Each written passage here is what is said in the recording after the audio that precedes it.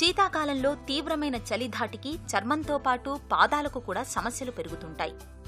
తేమ శాతం తగ్గిపోవడంతో పాదాల్లో పగుళ్ల బాధలు పెరుగుతుంటాయి.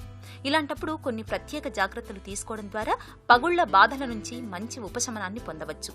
ముఖ్యంగా పాదాల్లో మురికి చేరకుండా చూసుకోవాలి. గోళ్లను తరచూ కట్ చేసుకుంటూ ఉండాలి. కొంచెం ఉప్పు కలిపిన గోరువెచ్చటి నీటిలో ఒక అరగంట పాటు పాదాల్ని ఉంచుతూ ఉంటే చర్మంపై మృతకణాలు తొలగిపోతాయి. పాదాల్లో మురికి చేరకుండా ఉంటుంది.